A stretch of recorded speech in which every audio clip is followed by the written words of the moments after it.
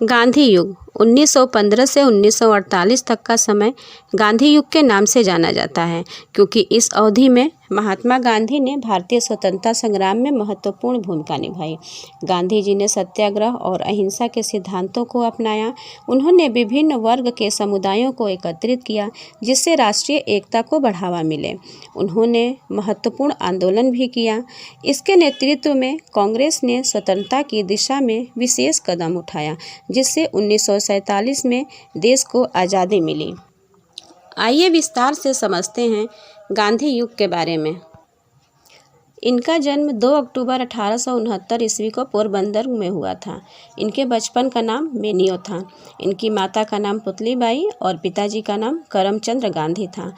ये प्रारंभिक शिक्षा प्राप्त करने के बाद 1888 ईस्वी में उच्च शिक्षा की पढ़ाई करने के लिए लंदन गए और वहां उन्होंने वकालत की पढ़ाई पूरी की। 1891 में पढ़ाई पूरी करके भारत वापस आए तथा बम्बई में वकालत प्रारंभ कर दिए।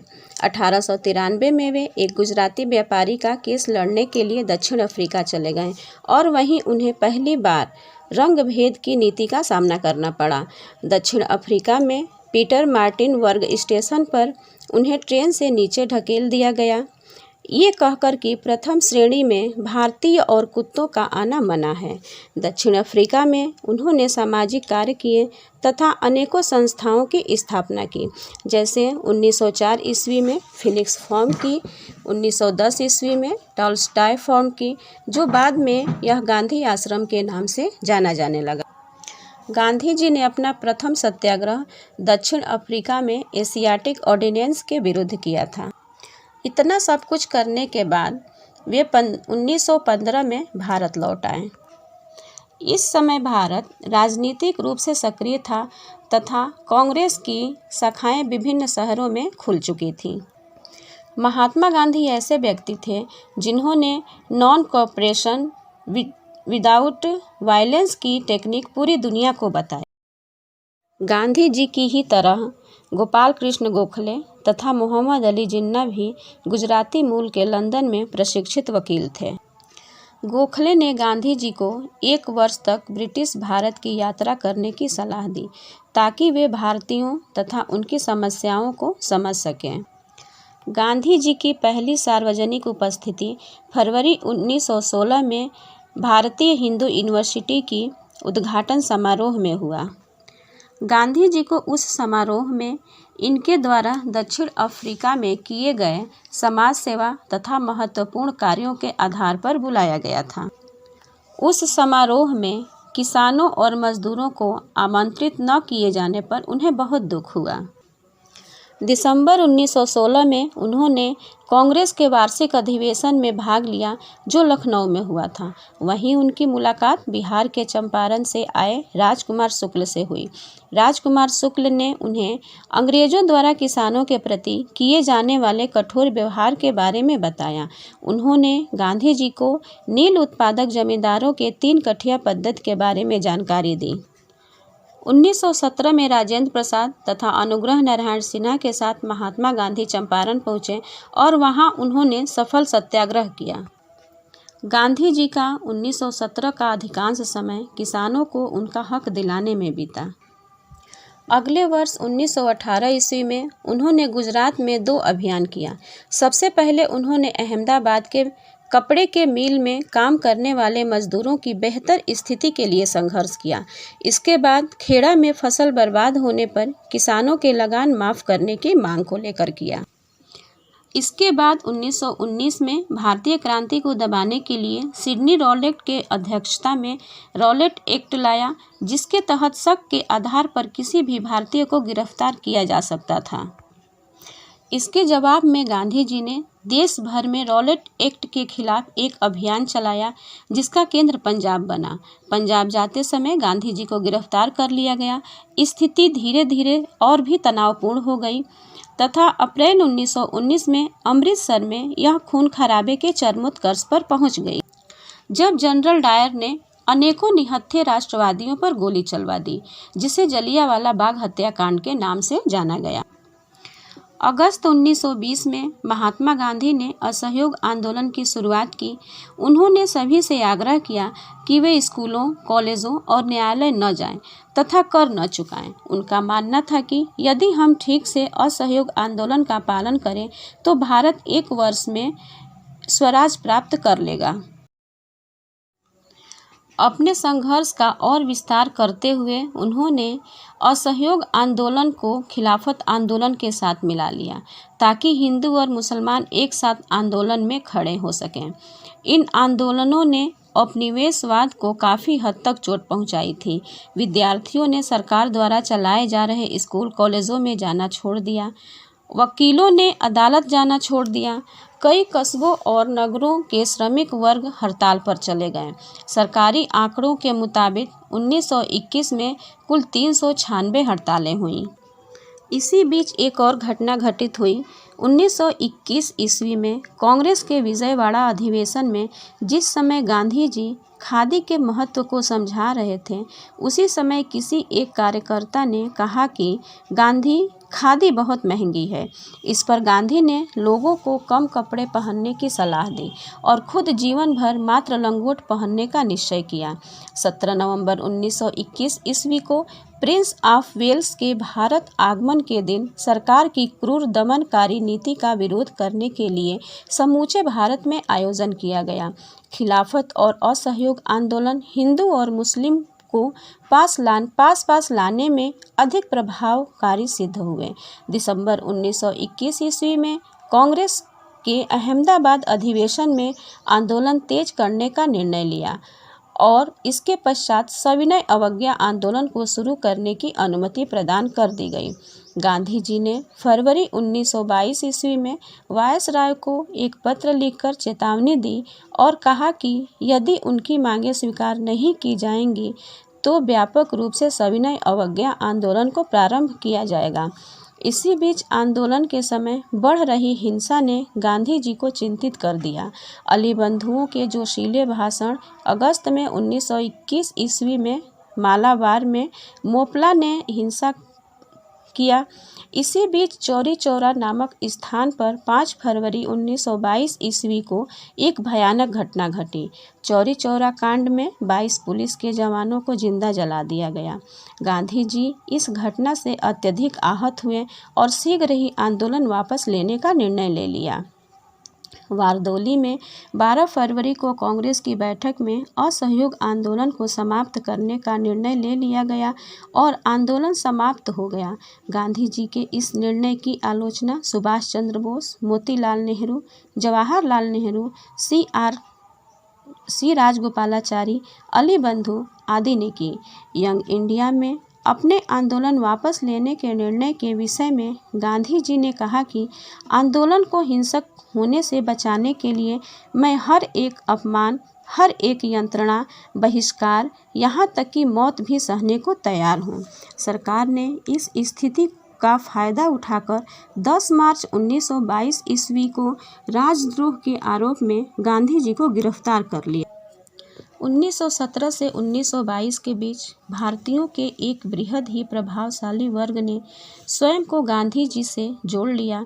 इसमें महादेव देसाई, वल्लभ भाई पटेल, जेबी कृपलानी, सुभाष चंद्र बोस, अबुल कलाम आज़ाद, जवाहरलाल नेहरू, सरोजनी नायडू, गोविंद बल्लभ पंत और राजगोपालाचारी शामिल थे।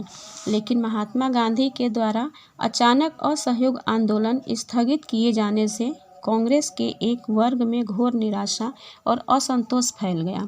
CR दास तथा मोतीलाल नेहरू ने असेंबली के बहिष्कार करने में अपनी असहमति जताई तथा कहा कि हमें काउंसिल में प्रवेश कर सरकारी नीतियों का विरोध करना चाहिए। यह वर्ग परिवर्तनवादी दल कहलाया। परंतु डॉक्टर राजेंद्र प्रसाद, वल्लभ भाई पटेल और डॉक्टर अंसारी जैसे प्रमुख व्यक्ति जो कांग्रेस की नीतियों में किसी प्रकार का परिवर्तन नहीं चाहते थे, वे अपरिवर्तनवादी कहलाए। मार्च 1923 में परिवर्तनवादियों ने अपने समर्थकों का अखिल भारतीय सम्मेलन इलाहाबाद में बुलाया और एक नई पार्टी स्वराज पार्टी की स्थापना की और यह भी तय किया कि यह पार्टी कांग्रेस के अंदर ही रहकर चुनाव लड़ेगी। असहयोग आंदोलन के दौरान गांधी जी को सरकार के खिलाफ विद्रोह भड़काने के आरोप में 6 वर्ष की सजा दे दी गई थी, परंतु 5 फरवरी 1924 को उनके खराब स्वास्थ्य को देखते हुए उन्हें रिहा कर दिया गया। जेल से रिहा करते समय बम्बई सरकार ने उन्हें सुझाव दिया था कि वह अहिंसक आंदोलन के सही सिद्धांतों को छोड़ने वाले स्वराजियों की निंदा करें। 6 जून 1924 को वायसराय ने गृह सचिव को लिखा कि स्वराजियों और गांधी के अलगाव की संभावनाएं बढ़ती जा रही हैं और स्वराजी कांग्रेस पर गांधी जी के नियंत्रण को तोड़ने में पूरे मन से जुटे हुए हैं। परंतु गांधी जी ने अंग्रेजों को एक बार फिर धोखा दिया। उन्होंने स्वराजियों से धीरे धीरे एकता स्थापित कर ली। गांधी जी स्वराजी नेताओं की नीतियों के विरोधी थे, परंतु इनकी निष्ठा और ईमानदारी पर उन्हें कोई शक न था। उन्होंने स्वराजी नेताओं को सुयोग्य, अनुभवी एवं ईमानदार देशभक्त की संज्ञा दी थी। गांधी जी और C.R. दास तथा मोतीलाल नेहरू के हमेशा अच्छे और घनिष्ठ संबंध रहे। नवंबर 1924 में गांधी तथा C.R. दास ने एक संयुक्त वक्तव्य दिया, जिसे गांधी-दास पैक्ट कहा जाता है। इस पैक्ट की पुष्टि बेलगांव अधिवेशन 1924 में कर दी गई, जिसके अध्यक्ष स्वयं गांधी जी थे। इसके बाद गांधी जी पुनः सक्रिय राजनीति में 1928 में लौटे और लाहौर के कांग्रेस अधिवेशन में उन्होंने भाग लिया। दिसंबर 1929 में कांग्रेस का वार्षिक सम्मेलन लाहौर में हुआ, जिसके अध्यक्ष महात्मा गांधी जी चुने गए, परंतु उन्होंने अपनी जगह जवाहरलाल नेहरू को अध्यक्ष बनाया। उन्होंने अपने अध्यक्षीय भाषण में कहा, विदेशी शासन से देश को मुक्त कराने के लिए अब हमें खुला विद्रोह करना है। इसी बीच साइमन कमीशन के प्रत्युत्तर में मोतीलाल नेहरू के नेहरू रिपोर्ट तथा जिन्ना के 14 सूत्री मांग को अंग्रेजों द्वारा अस्वीकार कर दिया गया था। लाहौर अधिवेशन में स्पष्ट कहा गया कि नेहरू रिपोर्ट को लागू करने की अवधि अब समाप्त हो गई। अब पूर्ण स्वराज के मांग को बुलंद कर देना चाहिए। नेहरू रिपोर्ट को लाहौर के रावी नदी में प्रवाहित कर दिया गया तथा राष्ट्रीय आंदोलन का नेतृत्व पुनः महात्मा गांधी को सौंप दिया गया। 31 दिसंबर 1925 को मध्य रात्रि को लाहौर में रावी नदी के तट पर भारतीय स्वतंत्रता का झंडा फहराया गया तथा 26 जनवरी 1930 को पूर्ण स्वाधीनता दिवस घोषित किया गया। इसी कारण भारतीय संविधान, जो 26 जनवरी 1949 को बनकर तैयार हो गया, परंतु उसे पूर्णतः 26 जनवरी 1950 को लागू किया गया। लाहौर अधिवेशन के बाद गांधी जी ने 30 जनवरी 1930 को अपने समाचार पत्र यंग इंडिया के माध्यम से अपनी 11 सूत्री मांग वायसराय लॉर्ड इरविन के समक्ष रखी और यह घोषणा भी की, यदि सरकार ने यह मांग नहीं मानी तो वे सविनय अवज्ञा आंदोलन करने को मजबूर हो जाएंगे। गांधी के सविनय अवज्ञा आंदोलन की धमकी से सरकार ने दमन चक्र चलाना आरंभ कर दिया। सुभाष चंद्र बोस सहित अन्य नेताओं को भी गिरफ्तार किया गया। अन्य सत्याग्रह अब आवश्यक हो गया था, परंतु फिर भी गांधी ने आंदोलन के पहले वायसराय को एक पत्र लिखा और कहा, यदि उनकी 11 मांगों को नहीं माना गया तो वे 12 मार्च को नमक कानून का उल्लंघन करेंगे। वायसराय ने पत्रोत्तर तो दिया, लेकिन वह बेहद असंतोषजनक था। इस पर गांधी ने कहा, मैंने रोटी मांगी थी, बदले में मुझे पत्थर मिला। विवश होकर गांधी जी ने नमक कानून तोड़ने का यह आदर्श और रचनात्मक तरीका अपनाना पड़ा। महात्मा गांधी ने साबरमती आश्रम से 12 मार्च 1930 को अपनी यात्रा आरंभ की।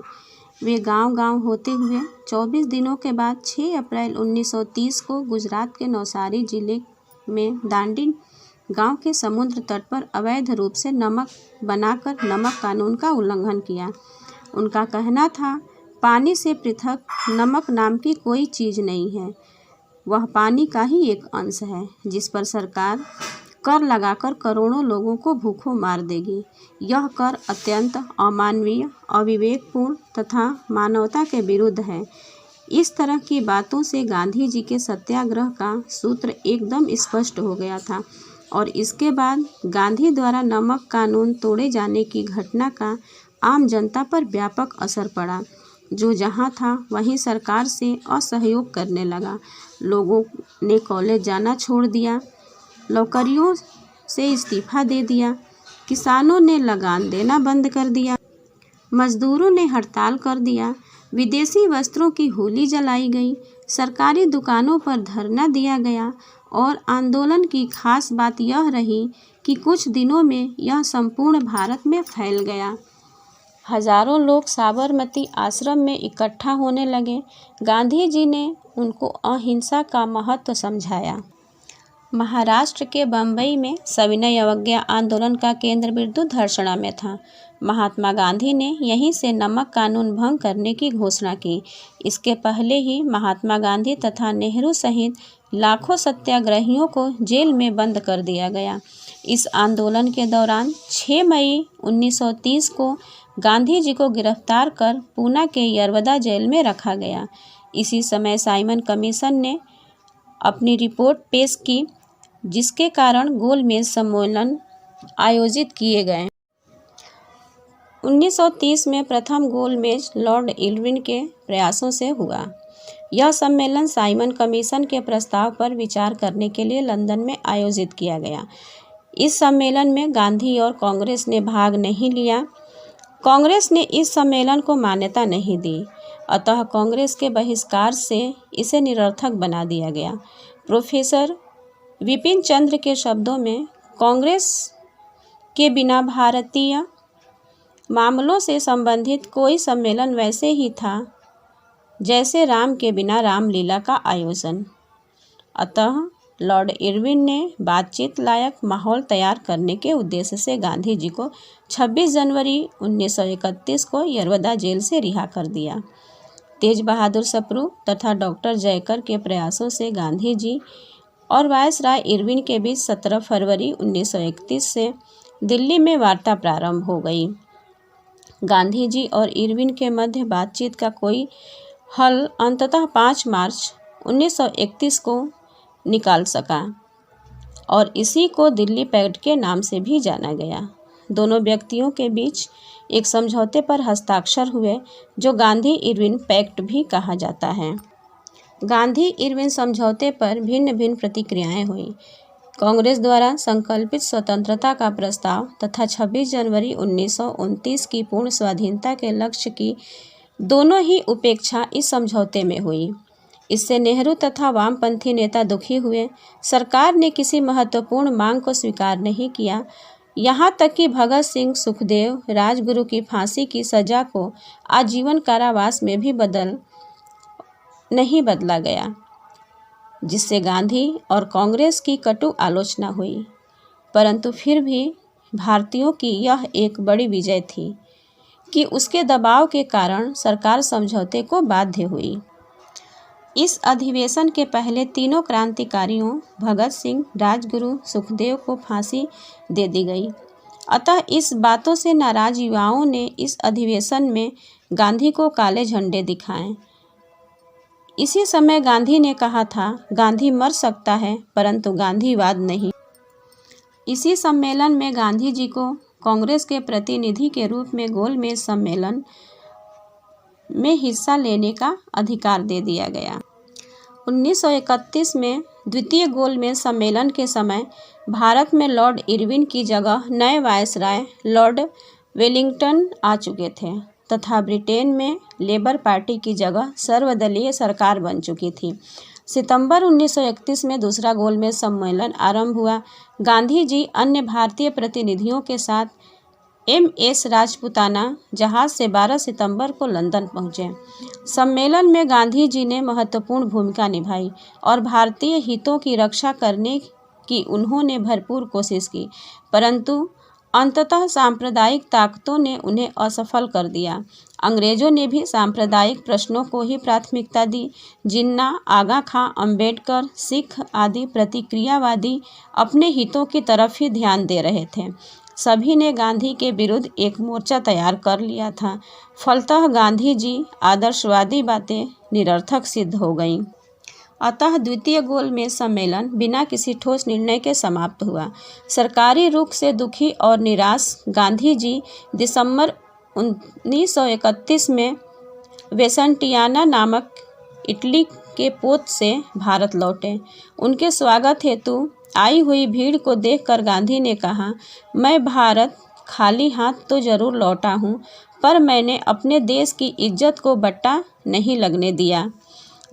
इसी सम्मेलन में गांधी जी को देखकर फ्रैंक मोरेस ने कहा था कि इस अर्धनंगे फकीर को ब्रिटिश प्रधानमंत्री से वार्ता हेतु सेंट जेम्स पैलेस की सीढ़ियां चढ़ने का दृश्य अपने में अनोखा और प्रभाव उत्पन्न करने वाला है।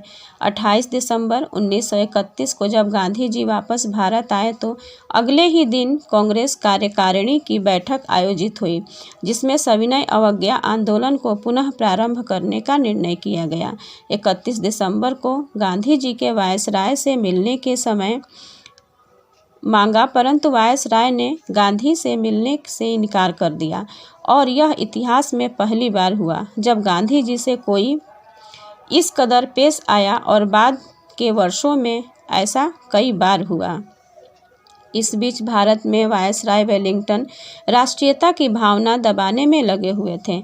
उन्होंने नेहरू, पुरुषोत्तम दास टंडन, खान अब्दुल गफ्फार खान इत्यादि को गांधी के वापस आने के पहले ही जेल में डाल दिया था। अतः गांधी ने वेलिंगटन से भेंट कर दमनात्मक कार्यवाही रोकने की अपील की, परंतु वह नहीं माने। तब गांधी ने पुनः आंदोलन प्रारंभ करने की धमकी दी। इस पर गांधी सहित तमाम नेता गिरफ्तार कर लिए गए। कांग्रेस पुनः गैर कानूनी संस्था घोषित कर दी गई। गांधी द्वारा दूसरी बार सविनय अवज्ञा आंदोलन 4 जनवरी 1932 को प्रारंभ किया गया था, परंतु जनता का उत्साह न देखकर कांग्रेस तथा गांधी ने इसे वापस ले लिया।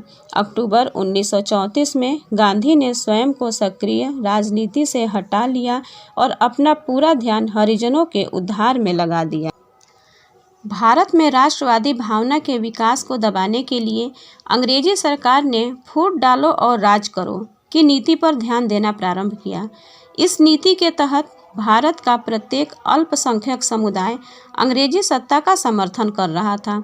इस नीति का खुलासा 14 अगस्त 1932 को प्रधानमंत्री रैमजे मैकडोनाल्ड ने सांप्रदायिक निर्णय की घोषणा करने से हुआ, जिसमें प्रत्येक अल्पसंख्यक समुदाय हेतु पृथक निर्वाचन मंडल का विधान मंडलों में सीटों को सुरक्षित किया गया। इस निर्णय के तहत मुस्लिम, सिख के साथ दलित वर्ग को भी अल्पसंख्यकों की श्रेणी में ला दिया गया। उन्हें हिंदुओं से अलग करके उनके लिए भी पृथक निर्वाचन मंडल की व्यवस्था की गई। गांधी जी इस निर्णय से अत्यंत दुखी हुए। इसका सबसे बड़ा दुखद पहलू यह था कि इसने मुस्लिम सांप्रदायिकता को बढ़ावा दिया। सांप्रदायिक निर्णय के समय गांधी पूना के यरवदा जेल में थे। 18 अगस्त 1932 को गांधी जी मैकडोनाल्ड को एक पत्र लिखकर धमकी दी कि यदि सरकार अछूतों के लिए पृथक निर्वाचन मंडल समाप्त नहीं करेगी तो वे आमरण अनशन 20 सितंबर 1932 से प्रारंभ कर देंगे। सरकार ने उनकी मांगें यह कहते हुए खारिज कर दी कि वे दलितों का उद्धार नहीं चाहते। अतः गांधी जी 20 सितंबर को अनशन पर बैठ गए। इस दौरान उनका स्वास्थ्य तेजी से गिरने लगा, जिससे भारतीय नेता चिंतित हो गए और उन्होंने अंबेडकर से समझौता वार्ता प्रारंभ कर दी। मदन मोहन मालवीय, डॉक्टर राजेंद्र प्रसाद, राजगोपालाचारी, पुरुषोत्तम दास के अथक प्रयासों से डॉक्टर अंबेडकर अपनी कुछ शर्तों पर गांधी से समझौता करने पर राजी हुए। अतः गांधी और अंबेडकर में एक समझौता हुआ, जिसे पूना पैक्ट कहा जाता है। इस समझौते के प्रमुख हैं दलितों के लिए पृथक निर्वाचन प्रणाली समाप्त कर उनके लिए 71 के बदले 147 स्थान आरक्षित किए जाएंगे। केंद्रीय विधायिका में भी हरिजनों के लिए 18 स्थान आरक्षित किए जाएंगे। अछूतों हेतु सार्वजनिक सेवाओं में उचित प्रतिनिधित्व देने की व्यवस्था की जाएगी। उनके समुचित शैक्षणिक आर्थिक विकास के लिए भी प्रयास किया जाएगा। 1932 में पुनः एक गोलमेज सम्मेलन लंदन में हुआ। इसमें सरकार ने केवल उन्हीं प्रतिनिधियों को बुलाया जिनसे सरकार को विरोध की आशा नहीं थी। इन गोलमेज सम्मेलनों द्वारा भारत की समस्या का संवैधानिक हल ढूंढने का केवल नाटक किया गया था, लेकिन कोई ठोस कदम नहीं उठाया गया। इनकी विफलता के साथ सांप्रदायिकता के जो बीज बो दिए गए थे, वे विफलता तथा स्पष्ट रूप से उभर कर सामने आए। गांधी जी ने पूना समझौते के बाद अपना पूरा ध्यान हरिजनों द्वार की ओर लगा लिया। इसके पीछे कारण यह था कि राष्ट्रीय आंदोलन में एक ठहराव सा आ गया था। सरकार द्वारा कांग्रेस को अवैध संस्था घोषित करना तथा दमनात्मक कार्यवाहियों से कांग्रेस भी लगभग पंगु हो गई थी। लगभग 2 साल तक गांधी जी सारा काम छोड़कर छुआछूत निवारण में जुट गए और इसके खिलाफ एक बड़ा आंदोलन चलाया। 1930 में ही उन्होंने साबरमती आश्रम त्याग दिया और प्रतिज्ञा की कि स्वराज मिलने के बाद ही वह आश्रम में लौटेंगे। 7 नवंबर 1930 को वर्धा से गांधी जी ने अपनी हरिजन यात्रा प्रारंभ की। 29 जुलाई 1934 तक वे देश भर में पैदल, बैलगाड़ी, ट्रेन आदि से छुआछूत उन्मूलन के लिए घूम घूम कर जबरदस्त प्रचार करते रहे। दलित वर्गों को हरिजन नाम गांधी ने ही दिया था। हरिजनोत्थान के लिए गांधी जी 1933 में लंबे अनशन पर बैठे और अपने समर्थकों से कहा कि या तो वे छुआछूत को जड़ से समाप्त करें या मुझे अपने बीच से हटा दें। उन्होंने अनशन के विषय में कहा था कि यह मेरी अंतरात्मा की पुकार है, चेतना का निर्देश है। गांधी जी के इस तरह के वक्तव्य पर लोग काफ़ी भावुक थे। 8 मई 1933 के हरिजनों द्वार अनशन का विरोध कस्तूरबा गांधी ने किया था और जब अनशन पर जाने का समय आ ही गया तो मीराबेन ने गांधी को लिखा कि बा बहुत दुखी हैं। वह अपने अनशन के निर्णय को गलत मानती हैं, लेकिन जब आप किसी की नहीं सुन रहे हैं तो उनकी कहाँ सुनेंगे। वह हृदय से आपके लिए प्रार्थना कर रही हैं कि भगवान आपकी रक्षा करें। गांधी जी ने बा के इन भावुकतापूर्ण मार्मिक निवेदन पर कहा कि बा से कहना उनके पिता ने उन्हें एक ऐसे जीवन साथी के हाथों सौंपा है जिनके साथ शायद कोई भी दूसरी औरत नहीं रह पाती। उसका प्यार मेरे लिए बहुमूल्य निधि है। उन्हें अंत तक साहसी बने रहना चाहिए। इस तरह गांधी जी अपने निर्णय से डिगे नहीं और हरिजनों के उद्धार के लिए जीवन पर्यंत प्रयास करते रहे। पंडित जवाहरलाल नेहरू ने गांधी जी के विषय में कहा था कि गांधी जी ताज़ी हवा के उस तेज झोंके की तरह आए जिसने हमारे लिए खुली हवा में सांस लेना संभव बनाया। तो ये वीडियो आपको कैसी लगी कमेंट बॉक्स में ज़रूर बताइएगा। वीडियो पसंद आए तो लाइक ज़रूर कीजिएगा। इस चैनल को सब्सक्राइब कर लीजिए। अब हम इसके बारे में आगे देखेंगे कि गांधी जी को नाथूराम गोडसे ने क्यों मारा। तब तक के लिए धन्यवाद।